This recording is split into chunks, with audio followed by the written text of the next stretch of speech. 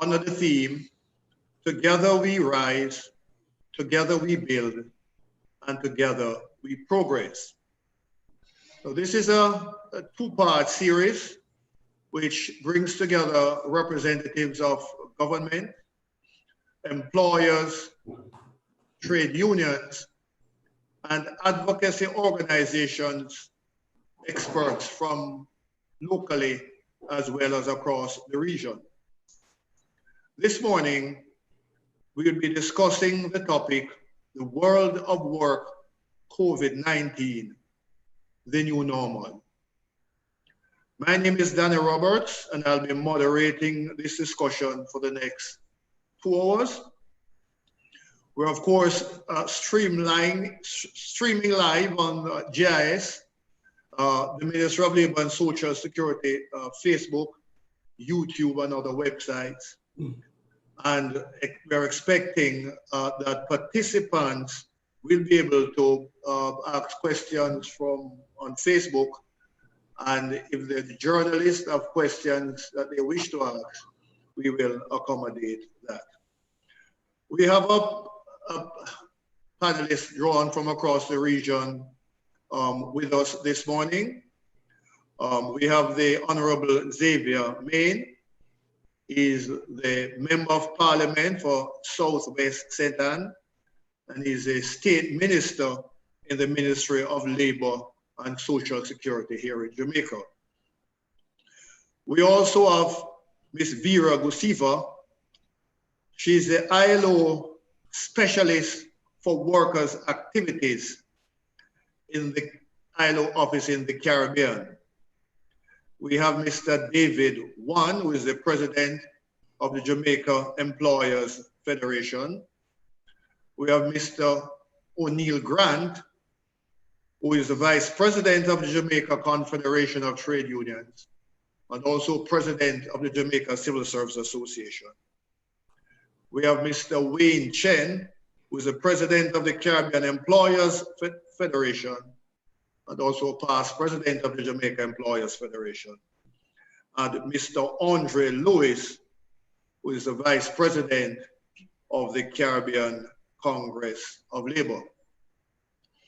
As I said, the presentations will be done in the order that I have introduced the panelists. The Minister obviously is going to provide the overview and set the tone. And we're going to be asking the presenters to limit their presentations to 10 minutes. I think that would have already been indicated to them. Some of the key areas that we are hoping will be discussed, and the focus of the presentations will revolve around are issues that has to do with layoffs and job cuts, matters relating to remotely working from home, income support arrangements. We want to look at the legislative framework that can accommodate this post-COVID period, and what are the expectations, not only here in Jamaica, but across the region. What are the expectations going forward? So, we'd like to have the State Minister provide the official welcome and present his opening remarks. Then the panelists will be allowed 10 minutes to make their presentations. And then we will take questions streamlined through Facebook from the audience and directly from the media. So once again, thank you all very much for joining us. And I'd like to hand over now to the Honorable Xavier Main, the Minister of State in the Ministry of Labor and Social Security. Thank you, Mr. Moderator. I too want to acknowledge the representative from the International Labour Organization, Vera Gusiva, Mr. Wayne Chen, President of the Caribbean Employers Federation, Mr. Andre Lewis, President of the Caribbean Congress of Labor, David Wan, President of the Jamaica Employers Federation, and the representative from the Jamaica Confederation of Trade Union, Mr. O'Neill Grant. On behalf of the Ministry of Labor and Social Security, I want to welcome you and thank you for your participation in this discussion in relation to the impact of COVID-19 on the world of work. The conversation is very important, especially at a time like this when we celebrate Workers' Week. The issues that have confronted Jamaica are not unique to us as countries globally grapple with similar problems. These include unexpected surge in temporary unemployment due to layoff, income fallout for both workers and employers, and the devastating economic challenges this presents.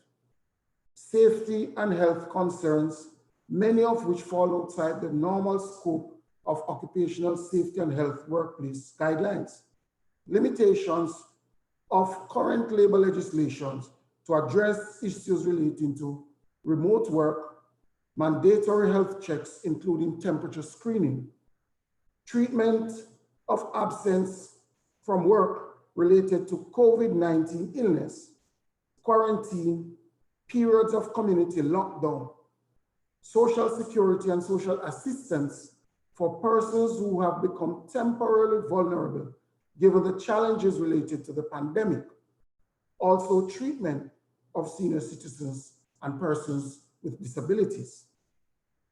Social dialogue of this nature gives us the opportunity to ventilate these issues that confront us regionally and nationally as we work towards sustainable solutions. Jamaica has always enjoyed strong tripartite relations. And for this Workers' Week, we are observing the social distancing requirements and are using this online platform as we remain united under the tripartite umbrella. In fact, the theme for this Workers' Week underpins this unity. Together we rise, together we build, and together we progress. It is hoped that our discussions on this platform will sow seeds of wisdom as we seek to rise above the challenges of COVID-19, rebuild the economy, and progress on a steady and sustainable growth trajectory. I look forward to the vibrant and insightful discussions today and into tomorrow as we further probe these issues. Thank you. Thank you very much, Minister. That certainly provides the basis upon which the discussion can flow. Vera Gusiva is the specialist for workers' activities at the ILO Caribbean office. And so she comes with a wider perspective, a global perspective.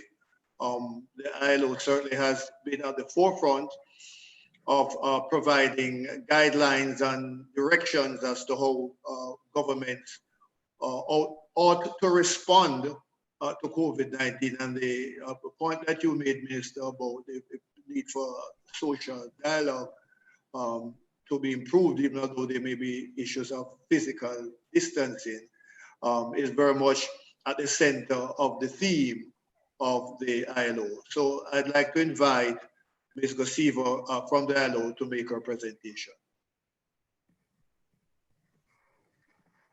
Honorable State Minister, Mr. Chan, Mr. Lewis, Mr. Wan, Mr. Grant, Mr. Roberts, dear participants, good morning.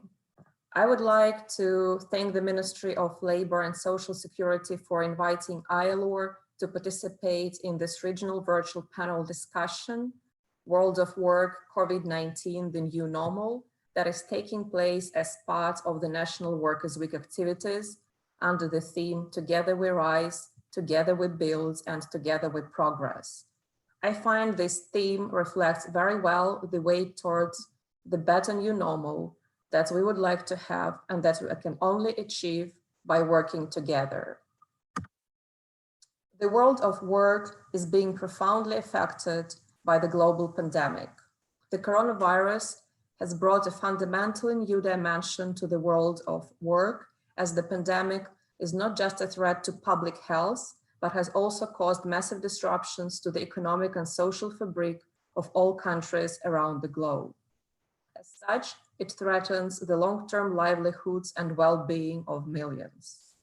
The ILO assessment of the impact of COVID-19 on the global world of work indicates that the effects will be far-reaching, pushing millions of people into unemployment, underemployment, and working poverty. Based on the most recent ILO data, lockdown measures are now affecting almost 81% of the world's workforce. Businesses across a range of economic sectors are facing catastrophic losses, which threatens not only their operations and solvency, but also jobs, income, and the health of millions of workers. Employment contraction has already begun on a large scale, and often it's an unprecedented scale in many countries. The ILO estimates that the amount of working hours performed globally will decline by 10.5% in the second quarter of 2020, which is equivalent to the working time of 305 million full-time workers. In the Caribbean, 9.9% of working hours are expected to be lost, the magnitude equivalent to a loss of 1.5 million full-time jobs. As you can see from the slide, the majority of job losses and declining working hours will occur in key sectors that are hit hardest by the pandemic. This includes sectors directly impacted by the health measures, such as retail, trade, accommodation, and food services, as well as manufacturing. The informal economy is also deeply affected. 1.1 billion workers in the informal economy are living in countries which have imposed lockdown measures, with an additional 304 million affected by partial lockdown. This is especially critical since the provision of social protection, welfare, and other government measures for the most part do not cover the informal economy. Therefore, workers that are already to a great extent in vulnerable situations will suffer disproportionately under the pandemic and economic crisis that is unfolding. The crisis has had a different impact on enterprises, on workers, and on their families, though in each case, deepening already existing disparities. Special attention needs to be given to the following groups. Women. Women hold 70% of jobs in the health and social care sectors and are therefore often on the front line of the response to the crisis. They are also overrepresented in the informal service sector and in the labor-intensive manufacturing sector. Informal economy workers, casual and temporary workers, workers in new forms of employment, including those in the gig economy. Young workers, whose employment prospects are more sensitive to fluctuations in demand. But also older workers, who even in normal times face difficulties in finding decent work opportunities and are now burdened with an additional health risk. Refugees and migrant workers, especially those engaged as domestic workers and those working in construction, manufacturing, and agriculture. Micro-entrepreneurs and the self-employed, particularly those operating in the informal economy, may be disproportionately affected and are less resilient. And indeed, this is just the list of those who are most vulnerable. So the ILO has structured its key policy messages and support measures for response to the crisis around the 4 pillars that complement one another. They are Pillar 1, stimulating the economy and employment through active fiscal policy, accommodative monetary policy, lending and financial support to specific sectors, including health sector. Pillar 2 is supporting enterprises, jobs, and incomes. It can be done by extending social protection for all, implementing employment retention measures, providing financial or tax and other relief for enterprises. Pillar 3 is protecting workers in the workplace. And this is about strengthening occupational safety and health measures, adapting work arrangements, preventing discrimination and inclusion, providing health access for all, and expanding access to paid leave. Pillar 4 is relying on social dialogue for solutions. And this requires strengthening the capacity and resilience of employers' organizations, workers' organizations, but also governments, as well as strengthening the institution of social dialogue itself, and social dialogue as well as collective bargaining and labor relation institutions and processes. And indeed, at the heart of the ILO, we have the International Labor Standards, and they provide a tried and trusted blueprint for the policy responses designed to facilitate a recovery that is sustainable and equitable.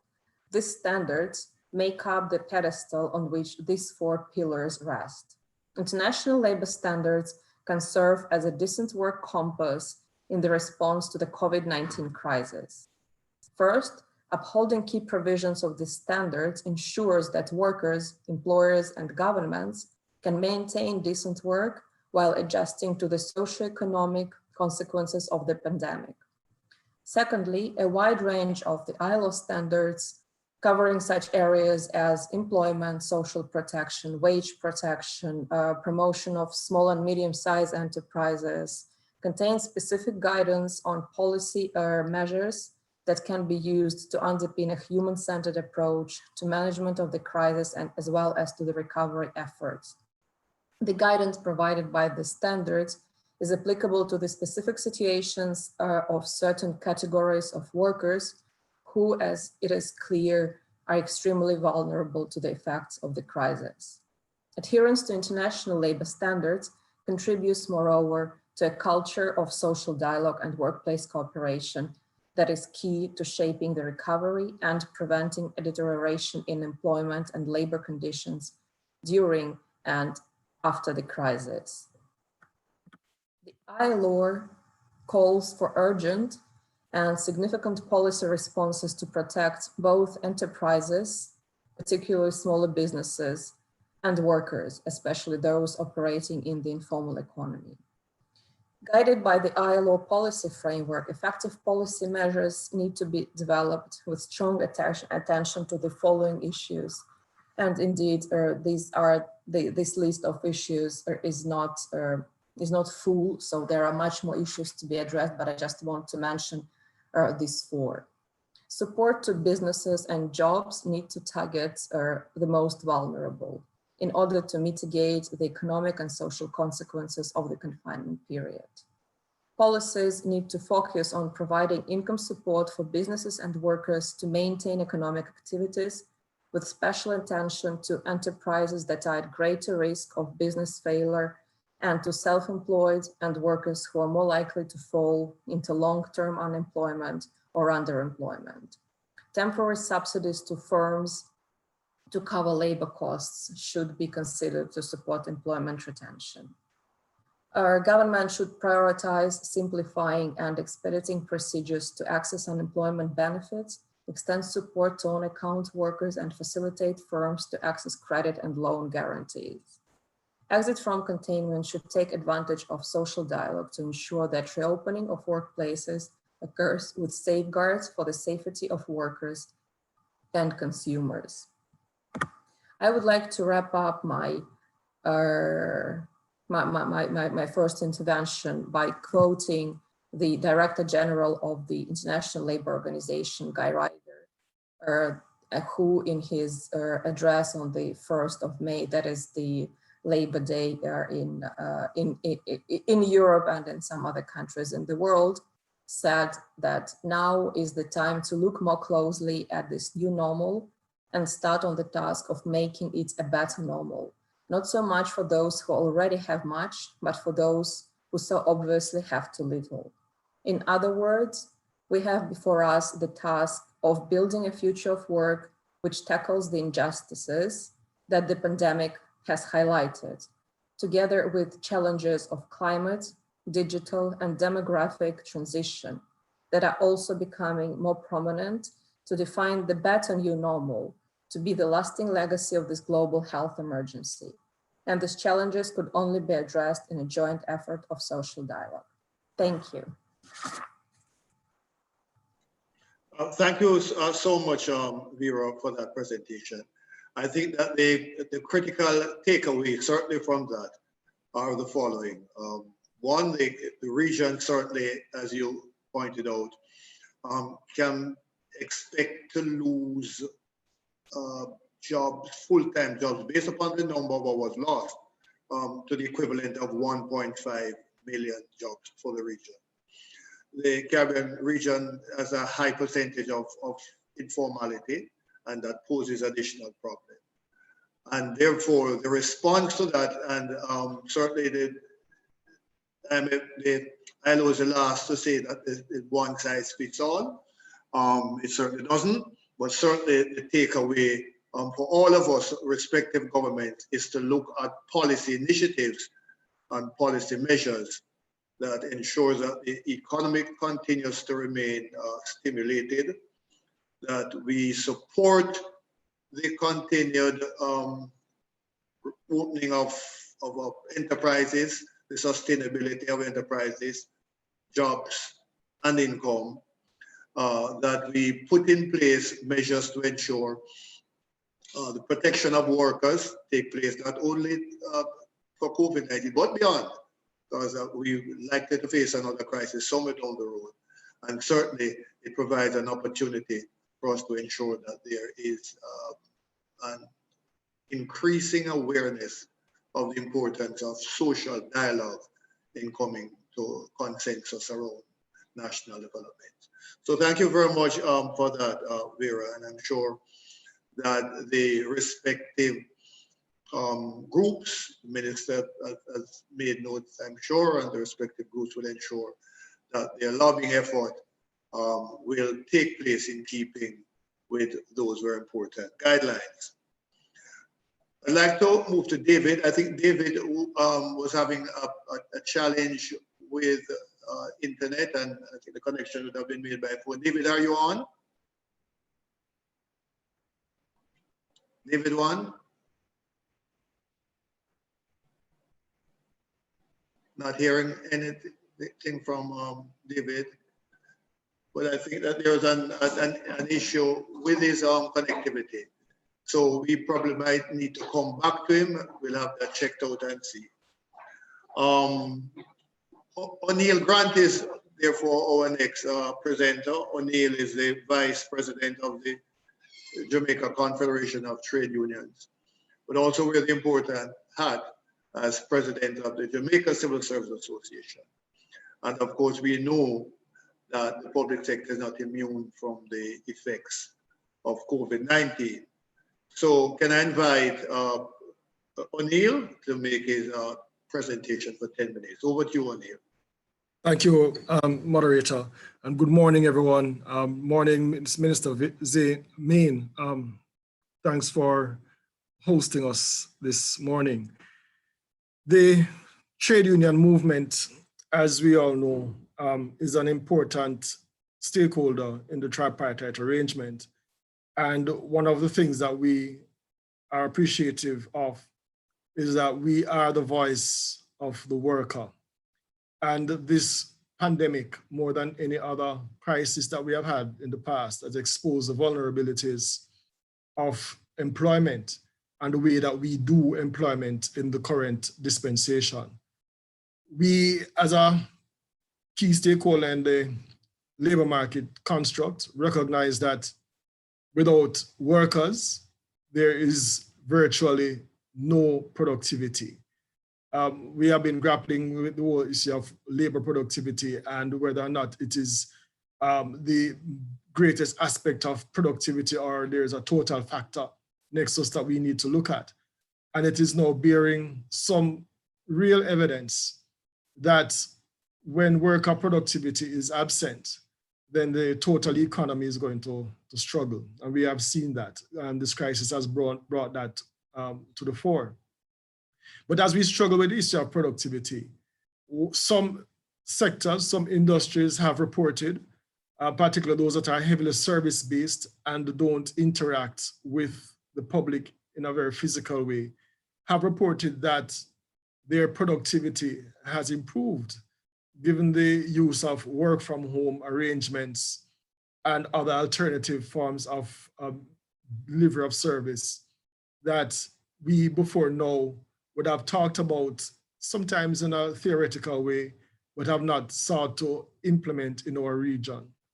What has become clear is that those who can work from home and are allowed to work from home have been producing, if not at the same level, at higher levels than they were when they were in a brick and mortar setting. So it brings to our contemplation, how are we now going to treat with the new normal in the short term, the medium term, and the long term?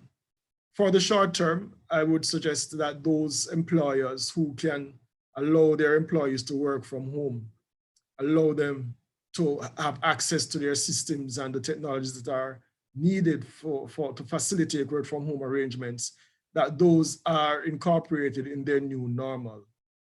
We want to suggest that this is one of the short-term solutions that we can utilize in trying to live with COVID-19.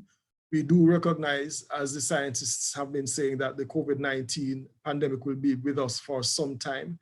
As a region, our nearest and greatest trading partner is the epicenter of the pandemic. And as they struggle, we too will struggle. Notwithstanding the fact that quite a number of our Caribbean countries are now reporting that there are no active cases in their countries. There are industries that are so tied to our neighbors up north that as long as those economies remain closed, as a region, notwithstanding no presence of COVID-19 in our countries, we will continue to struggle. So those industries that are, should I say, emerging, that our economies are depending on to shore up revenues lost from tourism and so on, are getting some sort of attention in terms of how persons work. We have introduced some measures to look at resuming economic activity, but the fear that we have is that we will not be able to maintain the social distance or the physical distance arrangements that are critical to ensuring that we do not expose our workers in the environments within which they are going to have to operate. Matters to do with public transportation, moving the workers from where they live to where they work. Those who can't work from home is going to be critical. We have introduced legislation for flexible work arrangements, but not many employers have actually adopted the protocols that deals with and supports flexible work arrangements. And if I may come to my core bias, public services, we have not been adept at adopting the flexible work arrangements that are needed and necessary. A lot of public services are not dealt with in the front office, they're dealt with in the back office. And so we have an opportunity to shrink our back offices by allowing some of our workers who don't interface with the public on a daily basis to work from home, and allow our frontline staff the room within which they can operate while maintaining physical distances. These are some critical contemplations that we have been putting forward. As you know, a task force has been put together that is dealing with these various challenges. We have a target date that has been set by the Prime Minister to open the economy on June 1. Our concern is that the resumption will be without the full analysis of the effect of the resumption. And that's a concern that we on the labor market, labor union side have. We know that by the middle of June, the task force would have submitted its work and recommendations therein would have been ready for implementation. But we recognize that there is a need to reopen the economy, and that need has to be balanced in our estimation with the public health concerns that continue to impact our various territories. The economy, the Jamaican economy has suffered, will be suffering for the next few months. And we do understand as labor leaders that we need to have a way of re-engaging businesses and the customers of businesses to ensure that we can in fact start to stimulate and grow our economies once again. In relation to the delivery of public services, what we have seen is that the multi-decade lack of investment in public services has caused us not to be as responsive as we should be. And we are now recognizing what the unions have been saying long ago, that the public sector is not structured the way it should, and it's not in terms of the numbers of people employed, but in terms of where they are employed. If we are going to be delivering quality public services, we are going to have to ensure that public sector workers are employed in the right places to deliver those services that are most needed.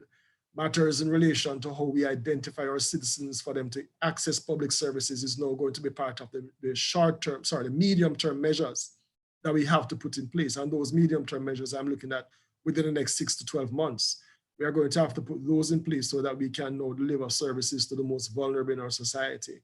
And as we move out of the medium term to the long term, we are going to have to look at how we then institutionalize all of these arrangements so that we build what is referred to as resilience from these shocks that are what we refer to as externals, that as small island states, small island developing states, we who are most vulnerable, we'll be able to contain the impact as much as we possibly can when we have these outbreaks, and to ensure that our economy can maintain a certain level of buoyancy. And for us, once the economy is buoyant, we know that jobs will be safe. And once jobs are safe, we can now focus on the decent work agenda and try to implement those pillars, the 4 pillars in the decent work agenda, to ensure that we are not only keeping jobs safe, but we are in fact securing the jobs of workers in a very decent way as per the definition of the decent work agenda. That is my presentation for the time being. I'm open to questions from the audience as we reach that stage. Well, thank you very much, Anil. I understand you to be saying that well, first of all, the vulnerability of open economies like Jamaica has to be taken on board. But if we're going to be building the resilience to deal with this crisis, then we need a transformed public sector that can be able to ensure that the elements of the decent work agenda, public health and safety issues, productivity issues, job security, income protection, social protection are all carried through. And that obviously has put it in a context that I think is quite appropriate in terms of developing, as you quite rightly said, a medium to long-term response. And so now to Wayne Chen from the employer's perspective. Wayne has been the president of the Caribbean Employers. I think it's Confederation, Wayne, Confederation. Your thing is not coming through properly. And also president of the Jamaica Employers Federation, but former president of the Jamaica Employers Federation. But Wayne also has brought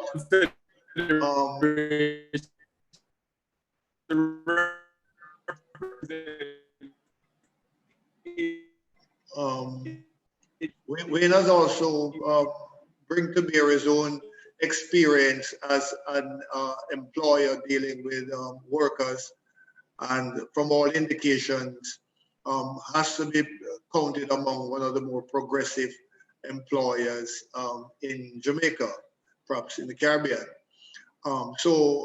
Wayne, can we get your perspective, kind of a regional perspective as how you see the response of employers as part of the social dialogue framework dealing with COVID-19?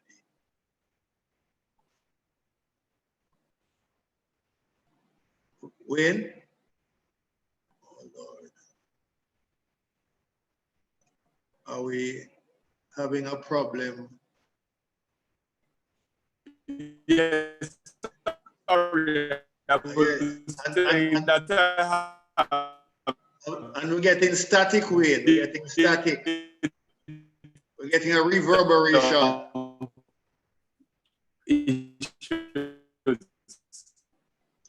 Wayne, we're not hearing you. We're getting a reverberation. So I'm not sure. Huh? Are you hearing me now? A little better. I'm hearing you very clearly. Let me see if I can move the microphone. Yes, a little. Yeah, we're hearing you a little better. Right. Wayne. Yeah. Is it better now? Okay. Good Continue morning, to speak. everyone. Yeah. Okay. Good morning, everyone. Yes. Oh Lord, wait. We're not hearing you, Wayne. If you're speaking, we're not hearing. Challenges of the technology, obviously an issue that we have to make sure we address in a fulsome way if this is going to be the new normal. Wayne, are you hearing me? If you hear me, answer via the chat. But I don't see your speaker up at all. So we're having problems connecting with Wayne.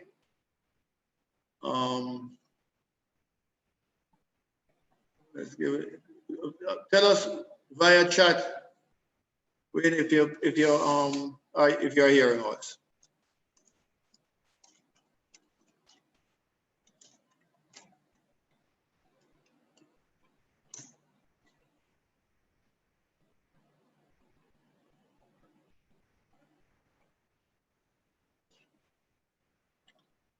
No response, and that's, I'm not seeing his mic up at all. So there seems to be some challenge with Wayne, and we also not yet connected to David. So again, we may have to come back to them at a later stage. But in the meantime, can we take Andre Lewis, the Vice President of the Caribbean Congress of Labor?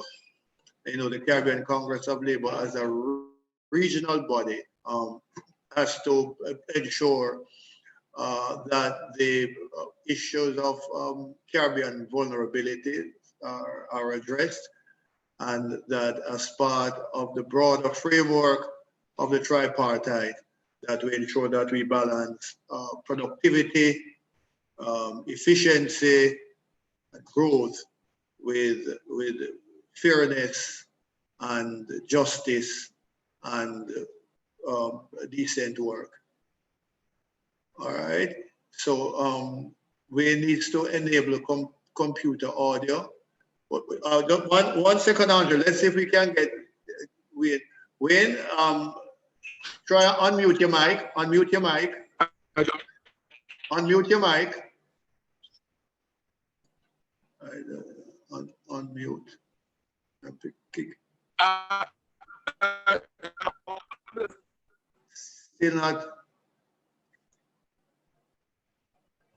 Still not no, wait, still not coming through. Just no, we're still having a challenge. Still having a challenge. So what I'm okay, and then the mic has gone again. So we're going to go to Andre Lewis, and then we come back to you, Wayne, and hopefully we can get David thereafter. All right? Okay, so Andre, can you proceed for us, please? Okay, thank you very much. And, okay. So we're trying to come in. Wayne, we're not hearing you. Your mic is not up. Your mic is not up. No, we're not hearing you.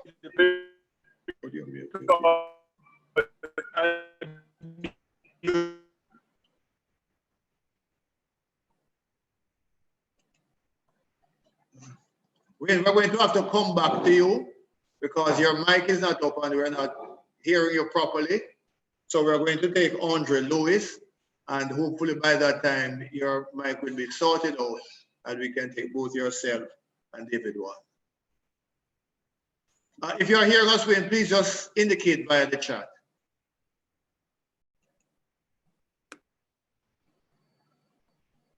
Okay, Andre, go ahead. Yeah, so should I go ahead? Yes, go ahead. Okay, thank you very much. Before I get started, probably because I am using service of cable and wireless of Underflow, and what I do know, apart from my involvement with the Caribbean Congress of Labor, I represent the workers in the telecommunications industry. And I do know that Digicel, probably the problems that it is going through has to do with its approach to opposing its workers to be unionized over the years, and probably a note of COVID. One of the things that we can all bring ourselves together to agree is to recognize and accept the right of workers to join a trade union of their choice, something that Digicel had been fighting. We know that as a fact. I've been involved in a struggle against Digicel throughout the Caribbean region and the world at large. Having said that, the Caribbean Congress of Labor,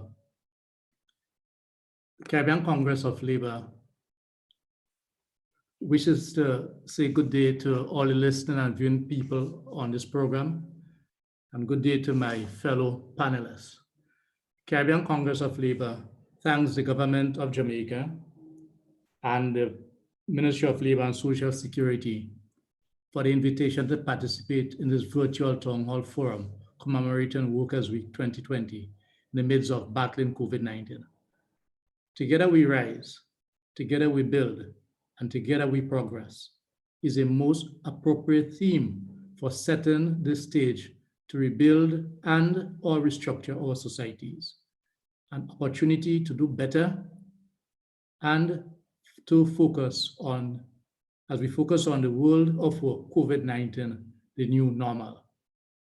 And this is extremely important as we speak about the new normal which we will develop. I take this opportunity to say hello to some of my dear fellow Jamaican trade unionists and comrades, such as Senator Cavan Gale of the Bustamante Industrial Trade Union, and Senator Lambert Brown of the University and Allied Workers Union, and Rudolph Thomas of the BITU, and all my Jamaican trade unionists and the workers.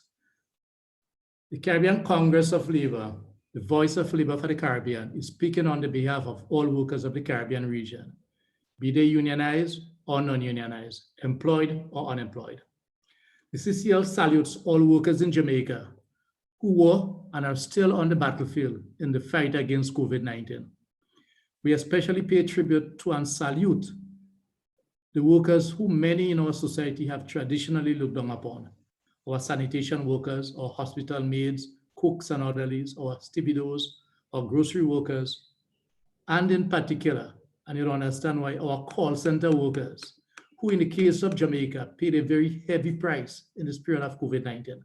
The fact that they have been traditionally locked into what some consider to be almost like sweatshops, and they have been bundled together, has been brought forth by the outbreak that occurred, and because we are dealing with Jamaica, it happened in other places too, but occurred in Jamaica because of their working conditions. And all the other unsung heroes of the working class, we pay tribute to them. But do you know what most of the above workers have in common? Unfortunately, they are among the most and on lowest paid workers. They have been the least appreciated workers. They live on some of the most trying conditions, particularly as many of them form part of contract labor. They are not considered to be part of the permanent establishment. Workers all over the world, and Jamaica is no exception, have shown that they are selfless and committed. It is the view of the CCL that there are some truths we must face head on. We all know that this is not business as usual, hence the new normal. That is indisputable. We must collaborate as a region to ensure that as many of us possibly as possible continue to survive under COVID-19. And that is why it is so important that the issue of reopening our borders are so crucial. It will do us little good to plan for the future if our response to the present compromise our ability to embrace all the possibilities of that future. And therefore, opening up our economy, reopening our borders must be done on the guidance of the science and protecting people first. COVID-19 has exposed some of the shortfalls that many Caribbean workers have been facing. Many lack social protection. Many of them do not have proper health care. Many of them live from hand to mouth. Many of them cannot afford a mortgage to build a decent home. Many of them cannot afford to give their children a proper meal. Many of them lack proper protective equipment while on the front line. It is these very said contract workers whom governments and some employers refuse to have on a permanent workforce while being employed for countless years that are presently carrying the brunt of the fight in many of our countries. This crisis has shown that if people are properly paid with a decent living wage, the society will be in a better position to face its socioeconomic challenges. There will be less strain on government and businesses in this period. Less workers will have to depend on the stimulus packages. The government must involve the social partners in addressing the issues. The trade unions must be meaningfully involved regarding industrial relations issues or issues pertaining to the health and safety of the affected workers. In some of our islands, we have seen governments responding with stimulus or income support arrangement. It is extremely important for the labor movement to be involved in the policy discussion relating to the dispensing of these packages. The Caribbean Congress of Labour holds the view that our countries must utilize all non-essential finances towards the fight against this pandemic for health and income and wages for workers. The CCL calls for the moratorium on mortgages and loans. But what is important here is not just a moratorium on mortgages or loans, but we must ensure that this is not just an offset, which result in more expenses for the workers in the long run.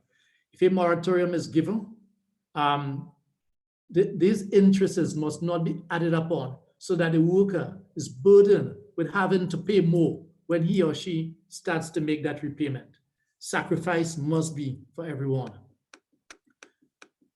The CCL calls for the provision of counseling services for workers impacted by COVID-19. This is not an easy period psychologically. It is tough, where most of our countries have been on lockdown and workers have been confined to their homes.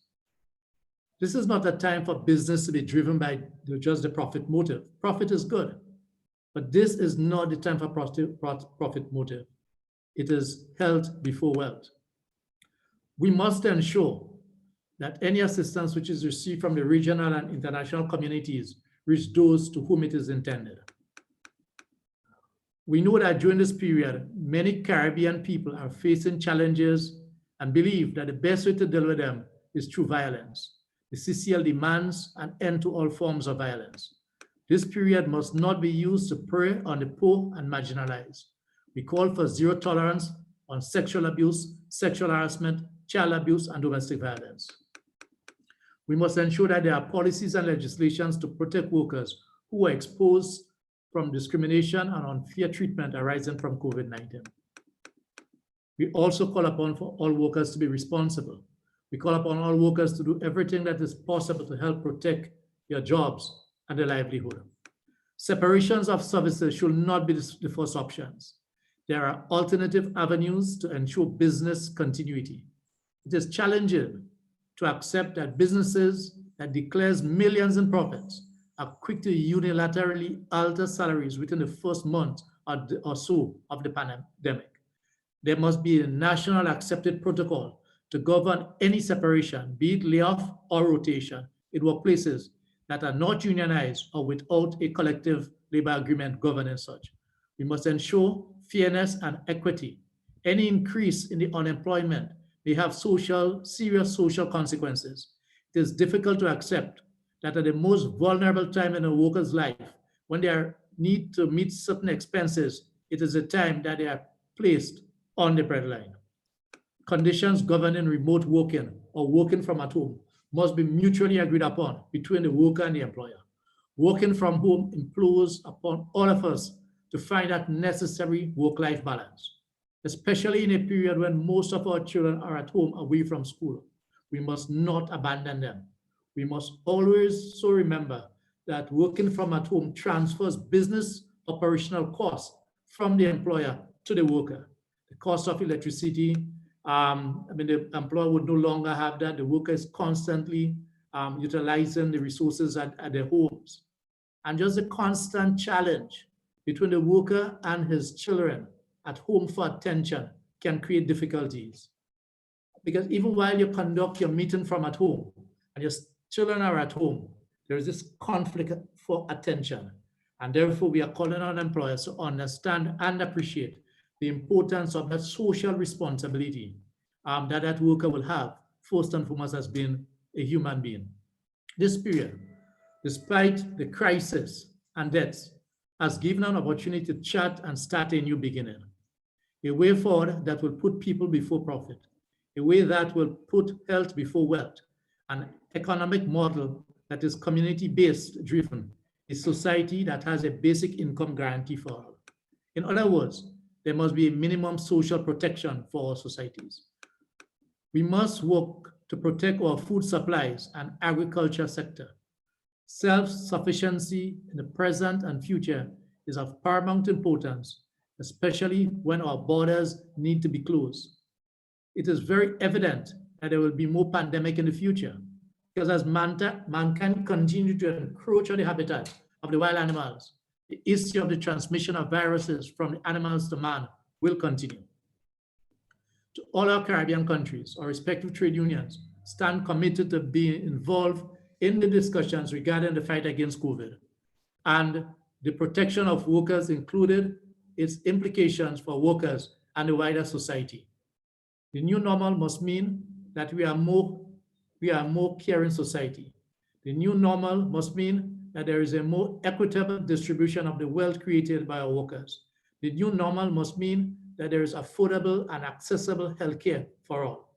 This period must be used for retraining and retooling of the workforce. The CCL is confident that if we as a people, a society which agrees to put people first, in keeping with the theme, together we rise, together we build, and together we progress, then no one must be left behind. COVID-19 allows us that opportunity to ensure that we all move together. The Caribbean region, and Jamaica in particular, have produced so many regional and world-class leaders. Jamaica has produced so many freedom fighters. One can recall growing up in Grenada in the past few years, and even now, many Jamaican leaders, Marcus Mosiah Garvey, Bob Marley as reggae singers have inspired us. And in many times, when we confront uncertainty in our life, we turn to Jamaica, we turn to the Maroons, we turn to that rich history of our Caribbean people, shown in Jamaica, to get resilience. The CCL is confident that in the spirit of heroes as Marcus Garvey, coupled with the inspirational messages, music from Bob Marley, Jamaica and the rest of the region can rise, build, and progress together. Colleagues, we look forward to continue working together. We have to ensure that social services are available to all. We have to ensure that those who labor hold the reins. We have to ensure that there is a rebalancing of the value of the job. There must be a reevaluation of the worth of jobs. For too long, we have underpaid sanitation workers. For too long, we have underpaid grocery store workers. For too long, we have underpaid call center workers. For too long, we have underpaid gas station workers. For too long, we have underpaid retail store workers.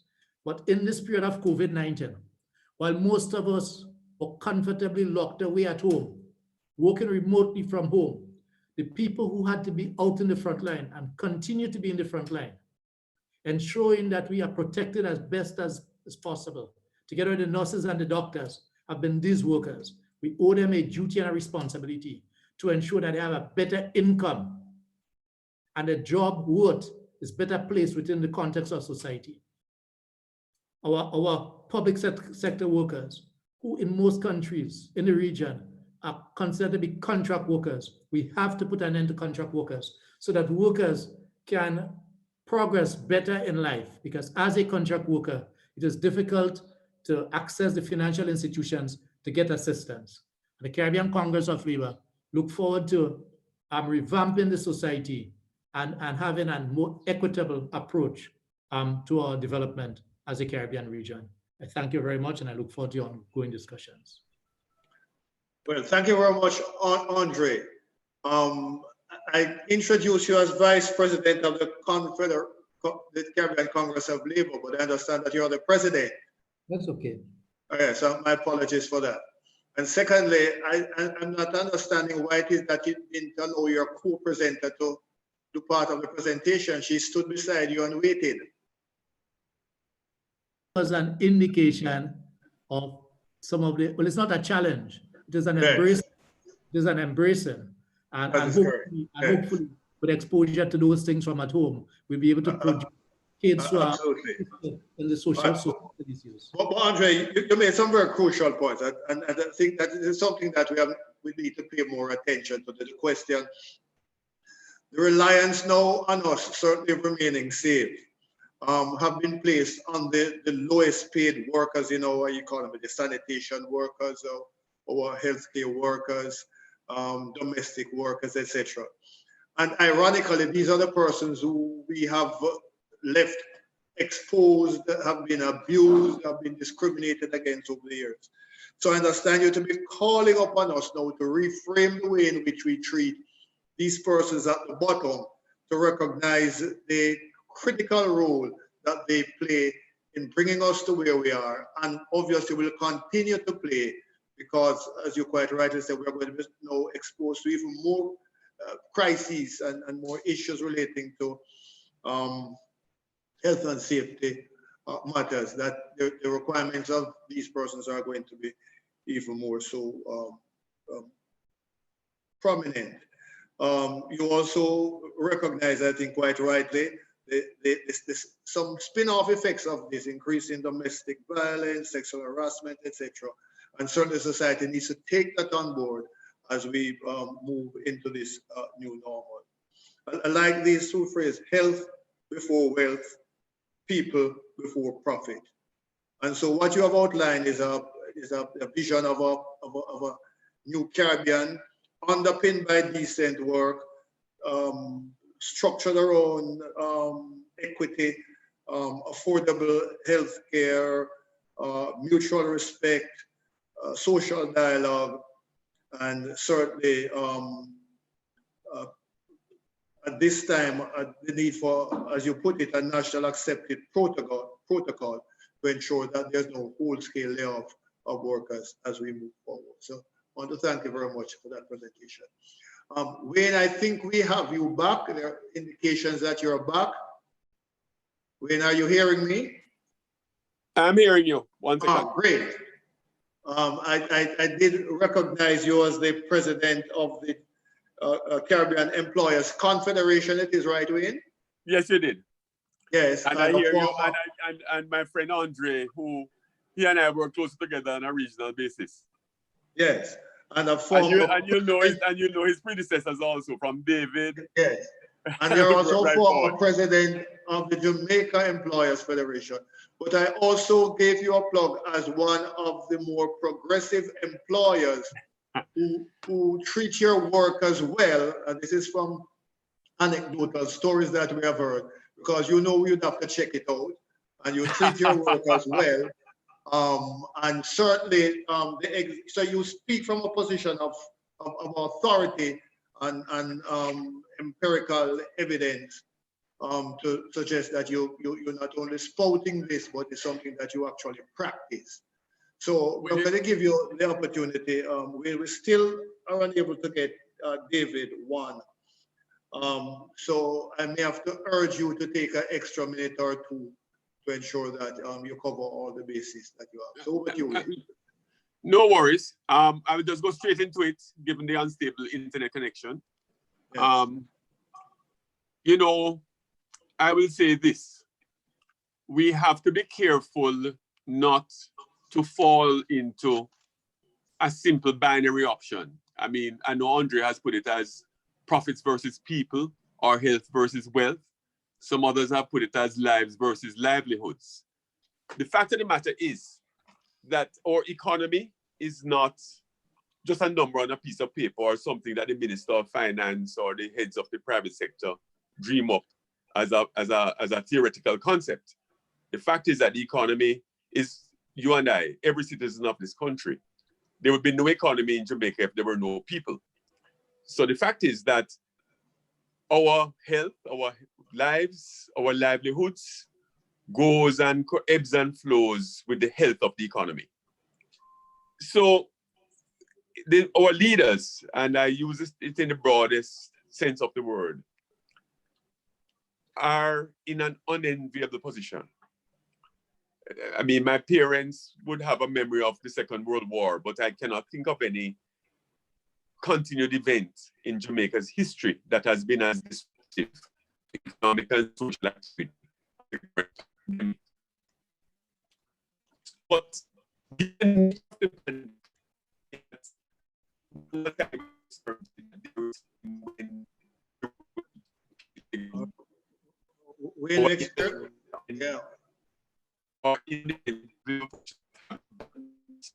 No, we experienced a little turbulence now, Wayne. Not sure if you're hearing us, but we experienced a little turbulence now. Oh. One again. We have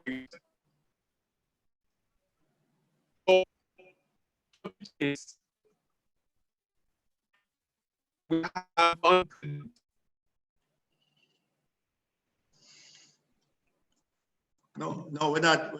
No, we have lost you now. We have lost you. We have lost you. We have lost Wayne. Oh. Yeah, Wayne, you're back. Unmute your mic again and let's try. Unmute your mic. Yes. And the changing location not helping. Sit beside the router. Not sure. No, it's down.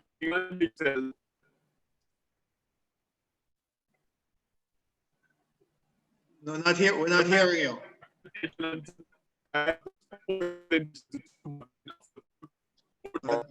Not hearing. Not hearing at all. Not hearing. Not sure if the problem is rectifiable. Could we by phone? Could try it by phone? I'm gonna have to I wonder if we could try it by phone, Wayne. Because we're not hearing you at all. So let's see if we can sort that out. Because yeah, but in the meantime, there are some questions from the social media questions. Perhaps we could just interject at the same time.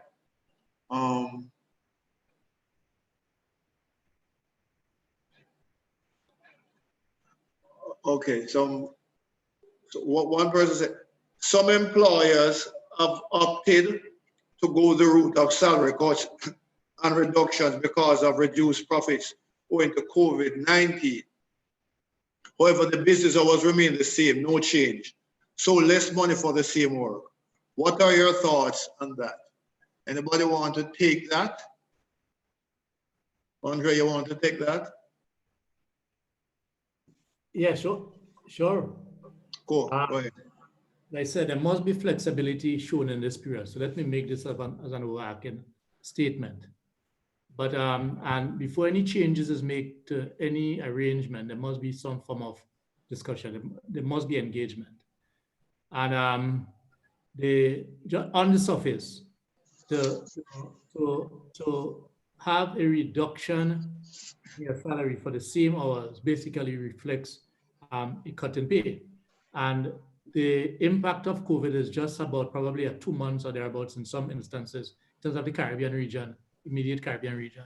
And therefore we have a difficulty that businesses that have been performing well over the past X amount of years that one of the first options that they will do is to look to slash your wage, especially in the context of having you work in the same hours. So my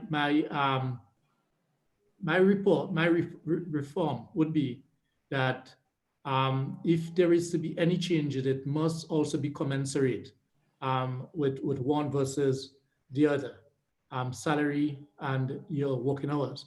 And then one could also look at the employer has an option of also rotating work, right? Or having starting different hours, but getting the same amount of hours from the workforce.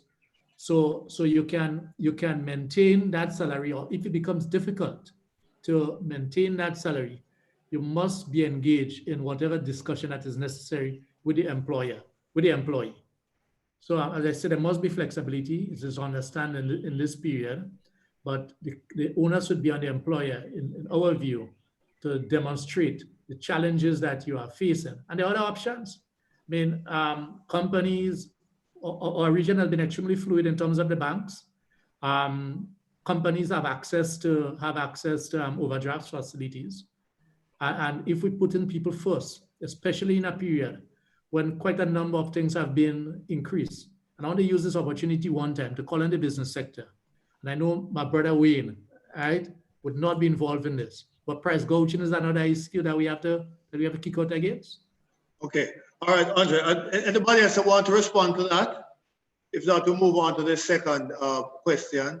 And Wayne, unfortunately, has lost his internet connectivity completely. He has apologized. Is it possible to get him by the phone? If that's possible. Okay. So let me move on to the second question. Some businesses have realized the benefits of their staff working from home and have now decided to continue that arrangement post COVID-19. How will that affect the working relationship, if at all?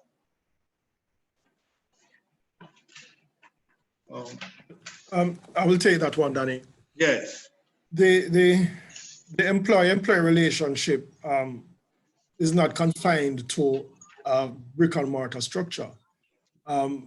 Persons are employed under terms and conditions, and we expect, as if you look at what is contained in the Labor Relations Code, that both employers and employees and their representatives will respect the tenets of what is enshrined in the code, notwithstanding where persons work and the times that persons work. We do believe that the workplace or the home workplace is an extension of the office, and all the protocols, all the responsibilities must be extended to the employees even when they are working from home. The issue of liability is also very critical. If there is any damage to the employer's infrastructure, if the employee is on it in their home, who is liable for that damage? If it is an act of negligence on the part of the employee, or is it an act of God? Is it that we are going to ask the employee to bear all of those costs? I think that is where now the gray area starts to come in, particularly when we now start to talk about persons using their own instruments on the platform of the employer. How do we now shift the responsibility for the liability when we have to connect and interconnect using our own equipment on a public platform?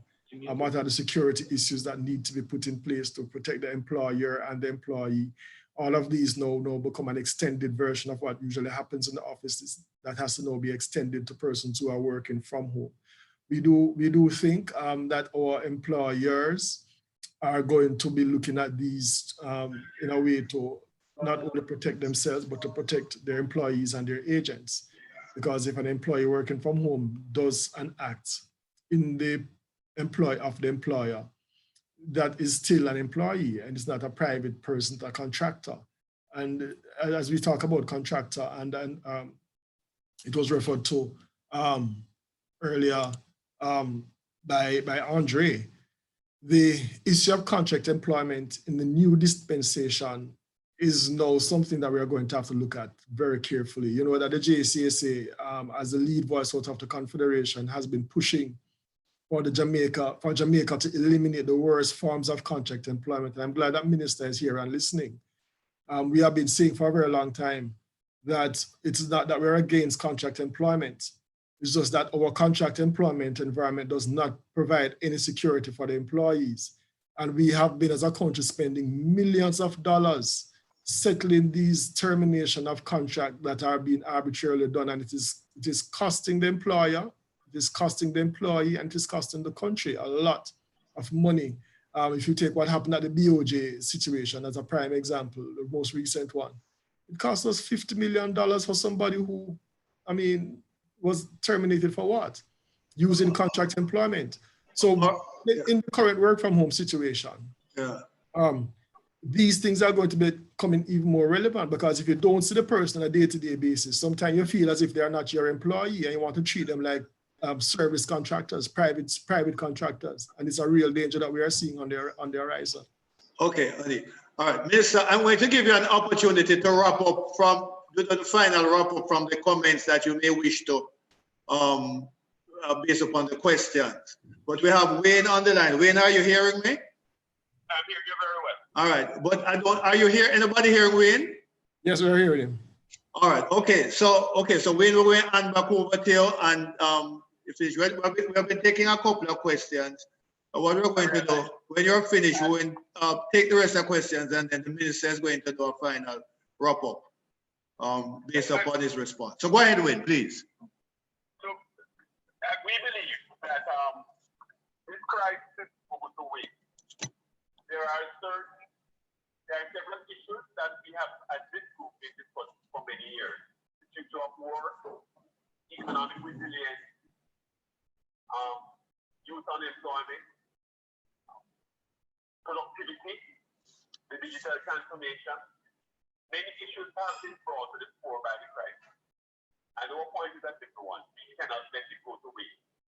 This is a once in a lifetime challenge, but it's also a once in a lifetime opportunity.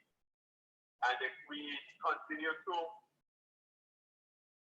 do the things the way we have for the last several decades, we would have lost this opportunity to make a quantum leap forward in that country. So the first thing I want us to do is not to minimize the impact of the crisis.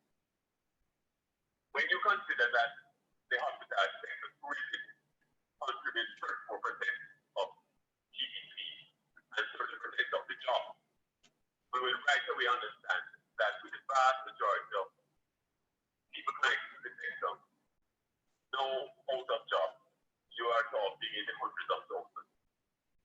When you consider that the vast majority of Jamaicans are self-employed or employed in small and medium-sized enterprises, and understand that many of them have seen a serious reduction in revenue, from the hairdresser to the taxi operator, the barber, the corner shop.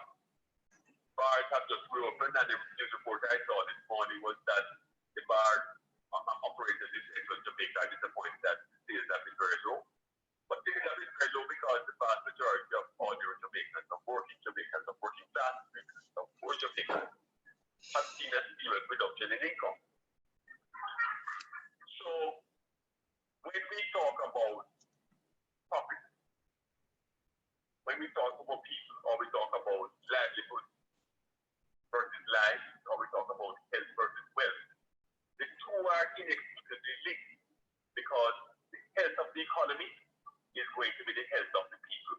So of course we have to be responsible in terms of where we move going forward, but we also have to be quite clear in our minds that business as usual is not going to take us very far in the future. There are some areas I quite agree with the earlier speaker, Andre touched on it.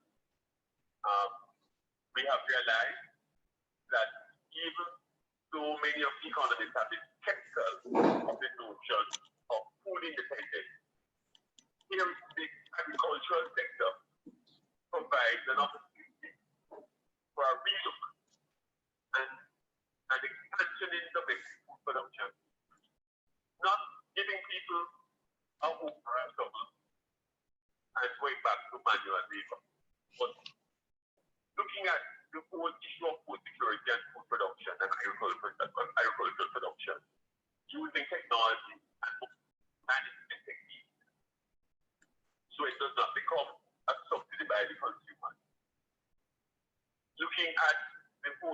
of BPO, the business process outsourcing sector, now referred as global services. But understanding the lessons of COVID, that health and safety and profit should have no come to the fore. But also understanding too that while the sector can give us tens of thousands of jobs, we will very soon hit a ceiling where we have not put enough graduates out of our secondary and tertiary institutions with the skills and competencies that are needed for the sector. So we will have to talk about how do we retool our education system and how do we retool our workforce to take advantage of the opportunities in the global services sector. We have to talk about how we can move up the value chain so that even the jobs that we create will not immediately become vulnerable to other competitors who are going to drive wages down, or even more important, to artificial intelligence, where many of our jobs can be replaced by a software app or a computer. We have to talk about domestic manufacturing tied in with domestic agriculture, because we have talked for long about food processing and value added. We know how to put that into reality. Retail and distribution are critical because no primary product or secondary product, whether manufactured or agricultural, is going to reach the market without an efficient distribution chain. So logistics and applying better management and more time to logistics in the country will become critical. I can touch on many other areas, create industry. We have talked about this, but we have not put sufficient policies in place to ensure that young Jamaicans, old Jamaicans can make a living in the creative industry, or that the value of what they create accrues to them. And I don't want to go through the entire laundry list, but I will also note, having had a foot in the healthcare sector myself, that we now recognize the weaknesses in our healthcare, but also some strengths. Ironically,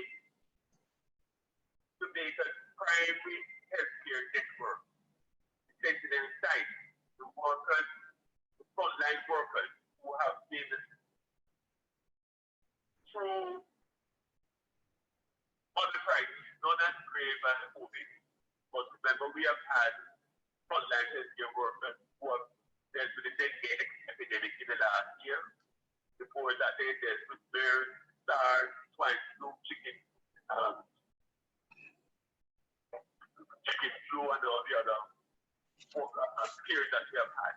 But the fact is that we have a very experienced cadre, seasoned combatants, that in due course will have to get the recognition that they deserve. But it has also exposed the necessity to have a robust public healthcare sector. Most important in the primary healthcare that not got the spotlight as much as the hospital and secondary healthcare. So there are opportunities and there are things to be going forward. But we must also recognize where we have come from and the lessons that we have learned.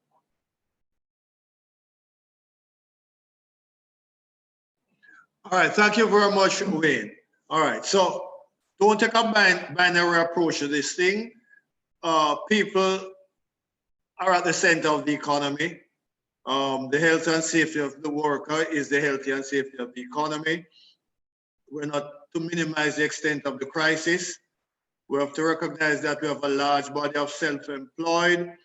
The health of the economy, the health of the people connected.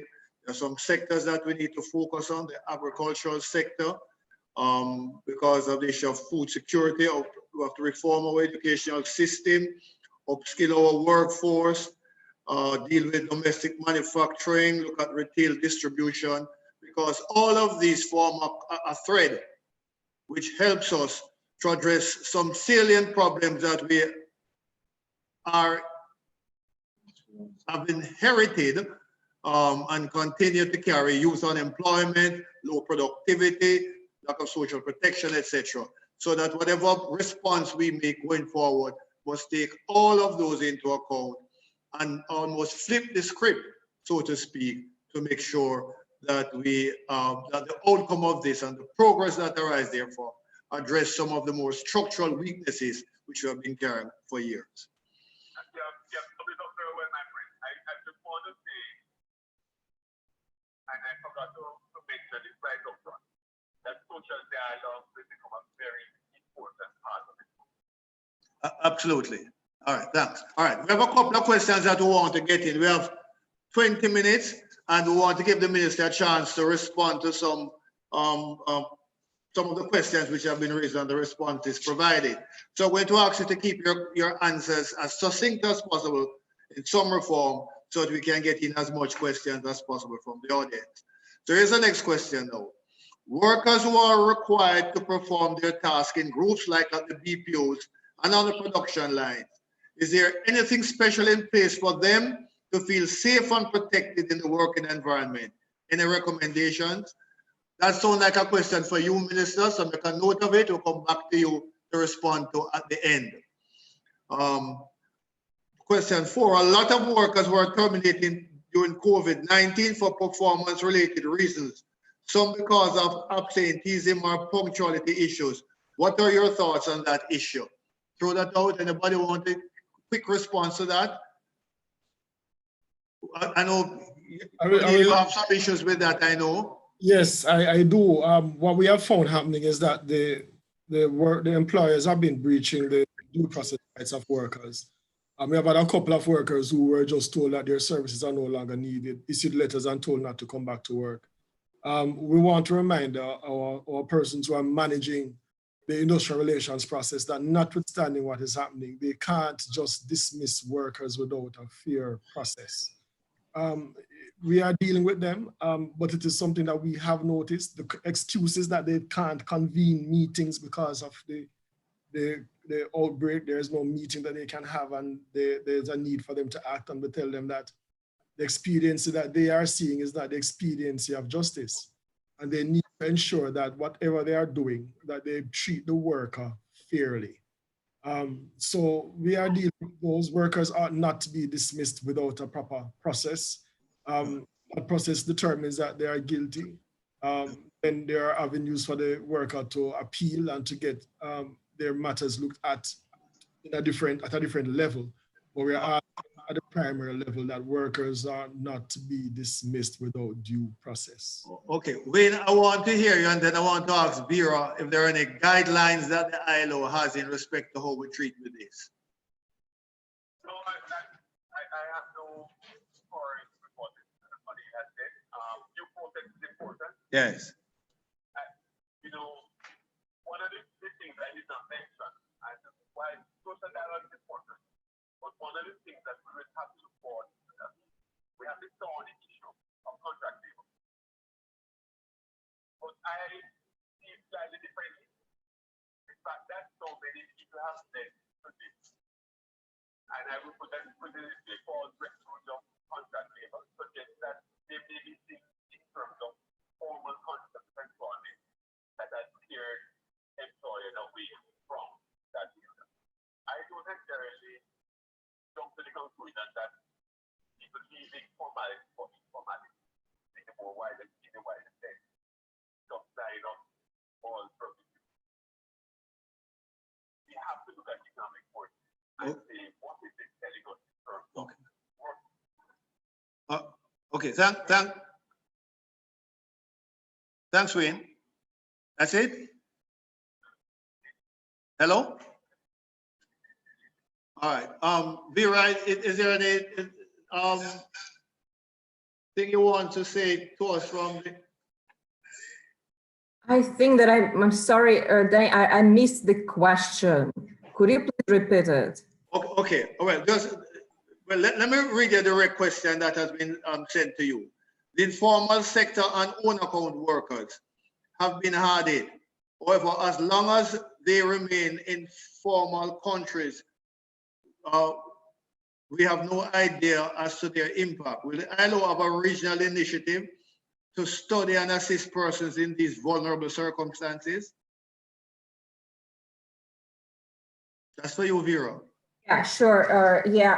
In fact, there is the initiative to make a rapid assessment in the informal economy in the Caribbean, because this has been developed at our headquarters level, and now it's been pilot tested in several countries, so that then it can be in fact distributed to countries and be used to see how are these most vulnerable workers were affected, and how what support can be provided. So yes, we are working on this tool, and please follow the ILO website has a special dedicated section on COVID-19 where you can find all these guidelines. In fact, I also wanted to comment as for the occupational safety and health for workers who have to continue to work, because indeed this is also something, the area of occupational safety and health is the area where the ILO has done a lot of work, including already in the context of this pandemic. And yes, there are workplaces where workers have to continue working, and a very important first step is sharing information and providing occupational safety and health training. It's also physical distancing, it's personal protective equipment. And in fact, the ILO Office for the Caribbean is about to finalize the 10th step occupational safety and health guidelines that could be used. It's a very simple tool to be used by workers, by employers at the workplace level when either continuing to work throughout COVID or when returning to work. And it will also soon be available. And this is where we had consultations with the Caribbean Congress of Labor and Caribbean Employers Confederation. So yes, there is also OSH guidelines for this from the ILO. Thanks. Okay. All right, thank you very much, Vera. Minister, I want you to make note of another question, and so you can respond to in your final summing up. How will workers be protected under remote work? I heard the trade union response, but I think the government should have a role. So there are two direct questions for you, Minister. The other one is about the BPO sector. And if you want to respond to any other at the end, feel free to do so. So let's go now to another question. A lot of workers were terminated during COVID-19 for performance-related reasons. We did that one already. All right, as remote work is encouraged, what are the implications for cybersecurity, especially in countries like Jamaica? Safety of sensitive employers, electronic platforms for small and medium-sized companies. Will government support be provided? So that's a question again for the minister. But there's a question for you now, Andre. COVID-19 has prompted calls for pay equity for certain sectors, especially the newly recognized frontline or essential workers like garbage collectors and supermarket clerks. In Jamaica, we say some things are a 9-day wonder, and as soon as we're over the COVID crisis, we'll forget these workers. How will the CCL ensure that there's affirmative action in the Caribbean's new normal? Okay, thanks for that question. We will continuously keep engaging our colleagues through CARICOM. CCL has a desk at CARICOM. We will continue to engage the heads of government.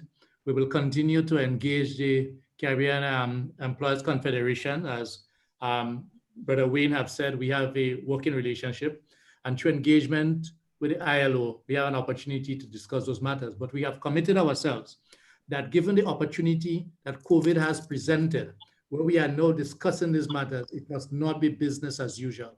So what we will keep constantly doing is to engage in our colleagues and our members and the governments, yes, and assisting in getting some evaluation done as to positioned in these jobs in the proper perspectives.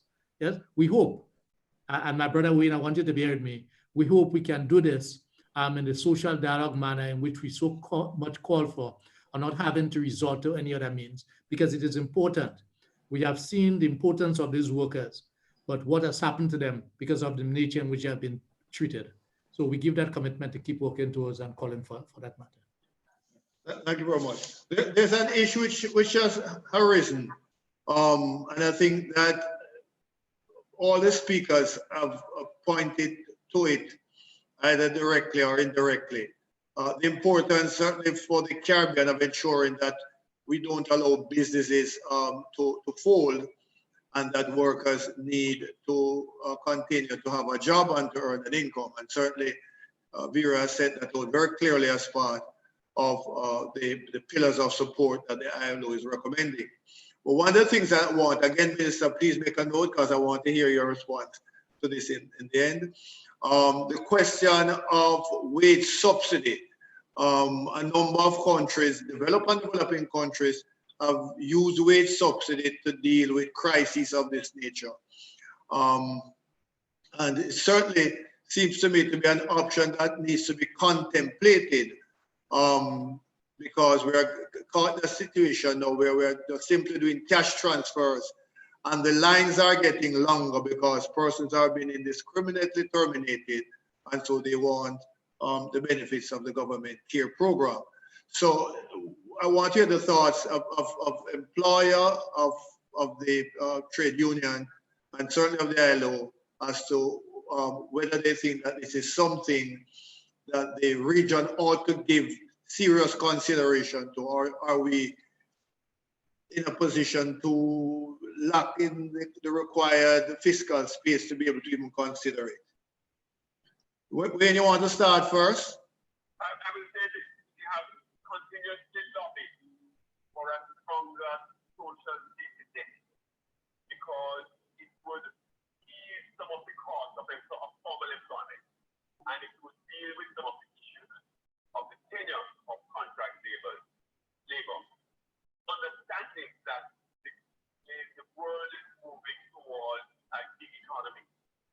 There are generations now who don't see themselves working in the same enterprise for a lifetime to get a goal once at the end of 40 years.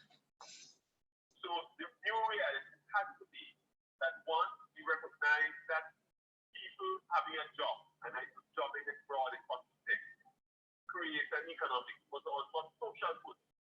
And the benefits of having a job and cost of sustaining jobs ought to be borne, not just by employers, but by the wider society. So a stronger social safety net will deal with many of the issues that we have been discussing. And employment benefits that is well good to the worker or be filtered through formal employer is certainly something that we would support going forward. Hello? Yeah, Vera, you want to weigh in on this?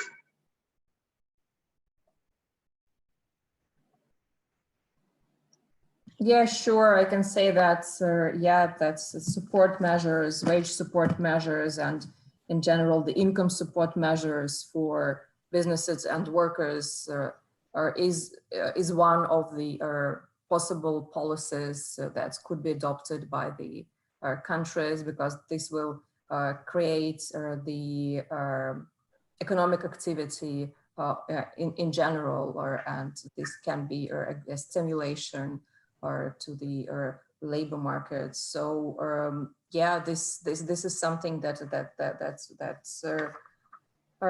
is considered, and that was done in some of the countries. I now can't really name the countries, but again, if you go to the ILO website on COVID-19, there will be the section on country responses, where you can see which countries are adopting which kind of measures, and consider if this is applicable, because as I also mentioned before, that all the measures should be considered as applicable in this or that country. They should be tailor-made, and what is most important, they should be developed in consultation with the with trade unions and employers organizations. Thank you. Thank you. It certainly was a measure used in the 2008 crisis. Some 22 countries actually adopted some form of wage subsidy program to deal with it. But Andre, in light of the fact that many Caribbean countries are without social protection, which would obviously offset that, which is what Wayne was pointing to. As the CCL developed a policy position that it is seeking to advocate among Caribbean leaders as to what are some of the policy initiatives that ought to be pursued, obviously guided by ILO's broad framework. Has that been developed by the CCL? Yes, well, we have been discussing those things even at the level of the tripartite engagement. We have been discussing those matters. As a matter of fact, further to what Vera and Wayne have said, because we have discussed some of those things in the past, it has become more important for us to focus on those things now. But the CCL wants to also highlight the following, that whereas it is useful and important and encourageable for the public sector, for the government to seek to get income support and wage support, there are individual businesses who we know can help subsidize some of those things. Yes, quite a number of companies in the past have enjoyed a number of concessions from governments. We have the question that we have been trying to address for the longest while, the question of the unfair application of income tax. There's no doubt that there's a section of the population, the self-employed or the professionals or so, that have not carried the fair share of income tax, declaration of income. So there are a number of avenues that can be sorted out. And it is not only up to, just as how the state can access loans to assist in income subsidies, we are saying that there are enterprises that have the necessary resources enough to be able, as part of the sacrifice that is required now in the interest of society, to be able to assist in income support and wage support.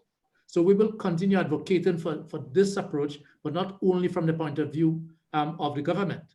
So the CCLES have been engaged in those discussions in keeping with what Vera have identified, because we have worked very closely with the Caribbean Employers Confederation, the ILO CCL, over the last few years, trying to address some of these matters, but it has now become more relevant and urgent for us to address those matters. So yes, we will continue advocating for this.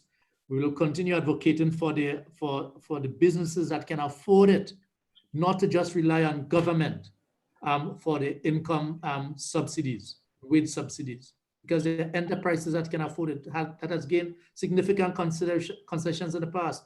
And just bear with me, just to highlight one, the hotel industry, the tourism industry, certainly in our region, we are absolutely confident, has received tremendous support from governments. But yet still, in this period, certainly in Grenada's case, and I can't speak with authority, I'm not quite sure the region, but certainly in Grenada's case, one of the first sector that the government has immediately responded to assist has been the tourism sector, at the expense of the other sectors that traditionally have not been helped. Okay, O'Neill, from wearing your Confederation hat, I'm not seeing a policy position, a position paper from the Confederation addressing some of the issues which are obviously of concern to workers, like the indiscriminate layoff of workers, the poor health and safety provisions that might exist. How do we secure jobs and employment, and how do we deal with the most vulnerable group? Is there a position that the Confederation has articulated anywhere? Yeah, we have sent out some things prior to COVID-19. COVID-19 has not changed those positions in terms of precarious work.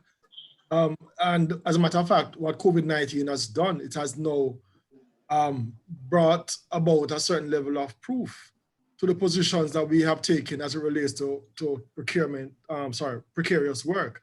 We find that the most vulnerable employees are the ones that are suffering the most during COVID-19. Again, it comes right back to the issue of contract employment, temporary employment, persons who are on these 3 months, 6 months contracts for years, that they give them a break and not bring them back now.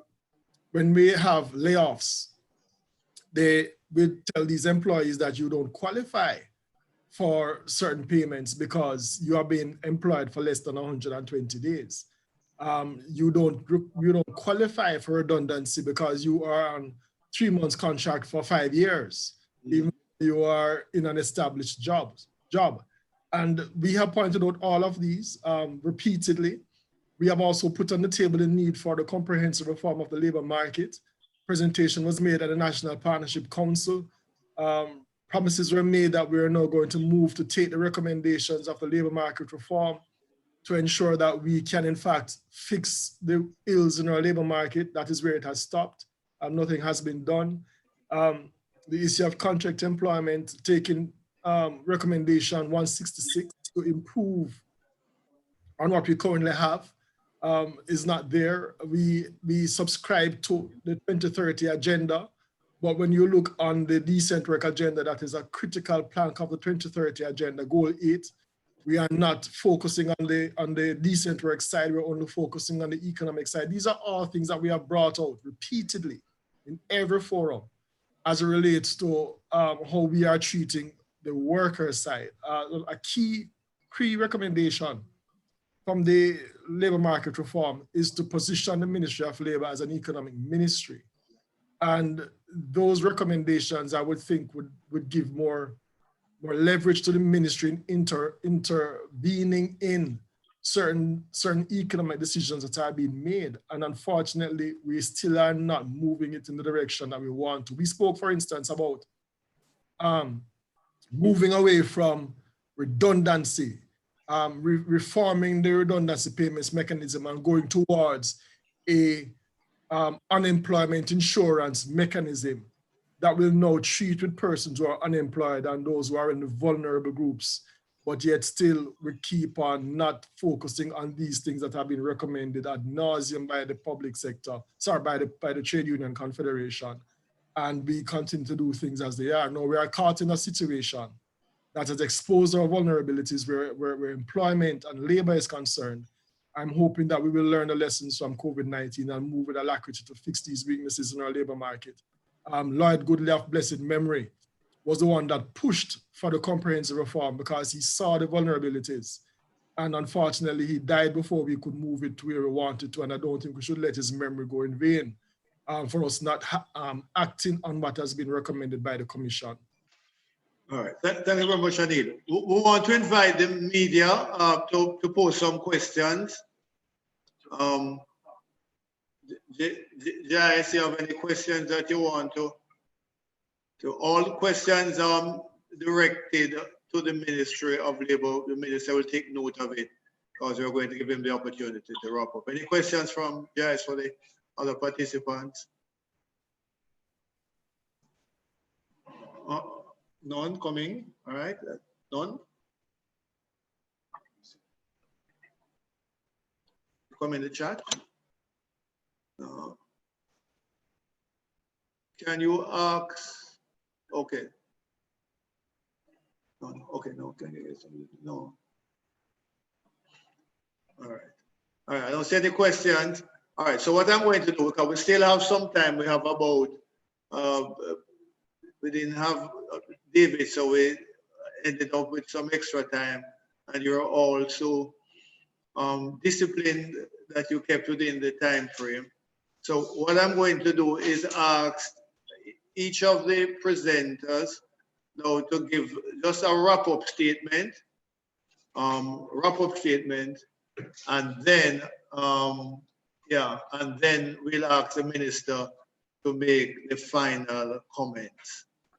So wrap-up statements from each of the presenters. Wayne, say this, that I want the dialogue to continue. Of course, dialogue must be matched with action, but I believe that fora like this are critical because there are policies that will never take place if we leave it strictly to government in power. One of the weaknesses of Westminster has been that the electoral cycle has not given sufficient thought to longer-term policies that may not have immediate political benefits.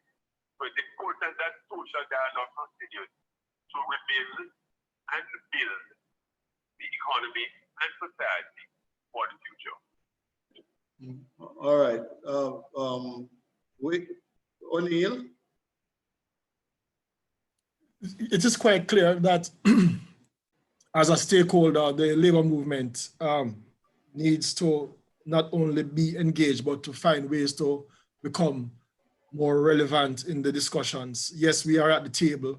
We have been given access, but we find that our recommendations are not being acted on in a way that a valued partner's recommendation should be. We have been pushing the whole issue of resilience and building back better and taking preventative actions in relation to disasters, generally speaking. And for us, COVID-19 is a disaster. It has affected us like no other event has. But we have not sought to build resilience in our labor market systems, despite the pleading of the labor movement and the recommendations that we have made repeatedly about how we deal with the labor component of our economy. Now that we are where we are hoping that, as I said before, the lessons will be learned. We will take the recommendations seriously. We will study them and have a plan in place for their implementation. The recommendations are there. We just need to act on them. All right, thank you very much, O'Neill. Andre? Okay, well, in closing, the CCL once again applauds the Jamaica government and in particular the Ministry of Labor and Social Development for this very important initiative. This is what is absolutely needed. It is also important not just to have consultation or dialogue, as the brother have just indicated, but our proposals and suggestions must be given the necessary respect and taken on very seriously. The labor movement represents a very important sector in the economy. And we in the CCL give our commitment to playing our role regionally and to call upon you in Jamaica once again to continue your dialogue with the labor movement. And we wish you all the very best for the ongoing week of activities. And let us rise together, right? You know, this is an opportunity for Jamaica to continue the leading role. And I really seriously mean that as an individual speaking here, the inspiration that many of us in the Caribbean region has gotten from Jamaica, from the great reggae singers who brought progressive music, and they reading the early history books, forget about North America, but Nani, right, and others, right? The resilience of the Jamaican people. We are very confident that you can play that leading role, and we look forward to our ongoing dialogue. So once again, all the very best to you. Thank you very much, Andre. Vera? I would like to thank you for this opportunity here to participate in this discussion and to listen to concerns and different what's going on in Jamaica and in the region. I would also like to reiterate ILO's commitment to staying connected with our tripartite constituents around the world and to provide support. Greater solidarity indeed is needed now more than ever, which is the basis to build a better new normal and leave no one behind throughout the COVID-19 pandemic and beyond. That's it. Over to you. All right. Thank you very much, Vera. Now, Minister, the floor is yours. You're going to have some specific questions that were asked that you'll address, and then you give a global summary. Certainly. Having heard the discussions, there is no doubt that COVID has brought many issues to the fore. Some of these issues are new. Some of them are compounded by COVID. Issues of workers and issues relating to the place of work. There are other issues including social protection and social protection strategy. The need for formalization has also come to the fore during these discussions. And we recognize that substantially our labor laws did not contemplate a catastrophe such as COVID and its effects. There are also issues of productivity and finding creative ways to maintain our usual levels of productivity within this new normal. Social dialogue has to be where it begins in order for us to find creative and sustainable solutions in moving forward. In other words, and I believe the other members of the panel would have said so, the discussion needs to continue. And in this regard, as a ministry, we certainly want to have continue these discussions with our tripartite partners. Of course, we continue part 2 of our discussions tomorrow, but certainly the Labor Advisory Council will also afford a platform for these discussions to continue. And not too long from now, we will be having a meeting of our Labor Advisory Council. And as Wayne said, it's more than just talk. We intend to put some of these recommendations into full action. In respect of the questions, I know there were questions in terms of remote work, questions in terms of BPO. There was another question in terms of wage subsidy, and I believe cybersecurity. So I will touch on them as I go along. But one thing I want to say is that as a government, we recognize that minimum standards will have to be established to address some of these issues. It begins with consultation, and I say that the consultations are on in earnest. In respect of the BPO sector, what I do know is that new operating protocols have been established, and the Disaster Risk Management Act has directly provided the regulatory standard, and a special committee has been appointed by our Prime Minister to monitor COVID health and safety requirements within this sector. If I may also add, Danny, our Occupational Safety and Health Bill, as you know, it is before the Parliament, a Joint Select Committee, and it now contemplates workplaces outside of those which were contemplated in the regime before this new bill. So the workplace of the BPO certainly will fall within the ambit of this new bill, soon to be act. And certainly from that perspective, we will be offering regulatory provisions in terms of safety and health in respect of the BPO, not just the BPO, but all places of work. In respect of wage subsidy, it sounds very good, but we have to be cognizant of the fiscal space within which we operate as a country. What I do know is that the government has put its best foot forward, and so far the government has rolled out a stimulus package. Of course, there was the compassionate grant that targeted a certain sector of the population, but I know that income support was provided, particularly to members of the workers within the hotel industry, hotel and tourism industry. But the broader wage subsidy that is being discussed, I do not foresee that the government will have the fiscal capacity to provide this kind of subsidy. But I agree that the time is appropriate for us to have some discussions with employers so as to garner suggestions that will, suggestions that will provide income support. The ministry, I believe at this time, we take the opportunity to commend employers here in Jamaica who have gone the extra mile to provide this income support despite decline in their own income. So we recognize that you have employers out there who are doing their best. Despite the challenges that COVID would have presented, they have gone all out to ensure that their workforce still remains in place, and notwithstanding the economic challenges, they are doing their best to keep their workers afoot.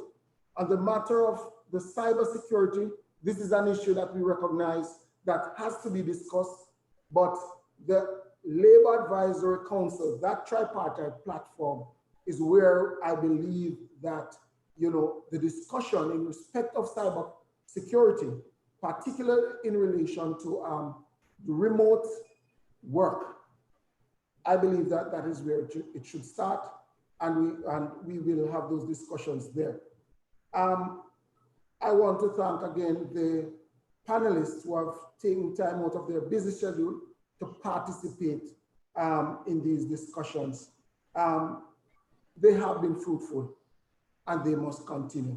And I want to say to our viewers that join us tomorrow when we will have part 2 of these discussions. And Mr. Moderator, I really want to thank you for the way you have marshaled these proceedings. I thank you. Thank you very much, Minister. That, ladies and gentlemen, has brought us to the end of the session. We are 5 minutes ahead of schedule. This will now become the new normal, that we start on time and finish on time. Thanks again to all the, first of all, thank you, Minister, for certainly providing us with the overview and responding so appropriately to the issues which have been raised, and we look forward to the activities of the Labor Advisory Council, as well as the task force, and the importance of ensuring that social dialogue, the tripartite plus structure, remains active and robust in the deliberations. Thank you, Vera, for your input. I will see you in another 2 days. I want to thank you so much for this, and certainly we're going to need this assistance and support of the ILO in terms of providing both the guidance and as part of the broader international collaboration and cooperation among our international partners that will be so important in terms of going forward. Minister, we got $520 million US from the IMF. I'm not sure if it's a loan or a grant. I hope it is the latter. It's budgetary support. Is it a grant? I am unable to see, but I know it is for a soft loan, low interest rate. Yeah, well, you know, we need to get that going. Sorry we didn't get a chance to speak with David, but I think that Wayne would have adequately covered from both the perspective of the Caribbean employers as well as Jamaican employers, the issues raised. So I want to thank you very much, Wayne, despite the challenges that we have faced. I know that knowing you that you're going to work to overcome them so that the next time we speak to you, you'll be very clear to us coming forward. O'Neill, as always, thanks very much for your support. I can announce, O'Neill, that there's a survey that O'Neill commissioned the Institute to do online survey on the impact of COVID-19 on the public sector workers. That has been completed, O'Neill, and I'll send you the findings from that by the end of the day. But I want to thank you for your continued support, both as a member of the Confederation. Thank you, Danny. Also from the Civil Service Association. Andre, good to see you again. Thanks very much. The Caribbean Congress of Labour continues to provide leadership across the region. All of us now recognize that we have to up our game. As good as we were before COVID-19, we now have to get even better and to certainly make an impact that causes the workers to be proud of us and to provide the kind of leadership that is important. 2 days ago, we celebrated the anniversary of one of our former trade union outstanding leader, Hugh Lawson Shearer, after whom the institute that I head is named. And certainly within the context of Workers' Week, it is going to be important for us to step up the activities and the cooperation and to come up with the policies and the programs that are necessary to make all the stakeholders within the social space much the better off as a result of this. So once again, thank you, Minister of Labour, for facilitating this and for allowing me the privilege to moderate. And we look forward to tomorrow's presentation tomorrow, which is the second phase of the presentation. We'll be looking at the local situation, focusing on Jamaica. The discussion will, of course, be in the broad scheme of things, the world of work, COVID-19, the new normal. So thank you very much, and please enjoy the rest of your afternoon, and please fly below the radar. Jais, thanks so much for your support, and we look forward to making this certainly extend beyond the confines of our participants here into the wider public domain. Stay safe, everybody. Take care. All the very best from Grenada. Bye-bye. Thank you. Goodbye. Okay, Vera. Thanks. Goodbye, everyone. Okay, good. Okay, Minister. Thanks.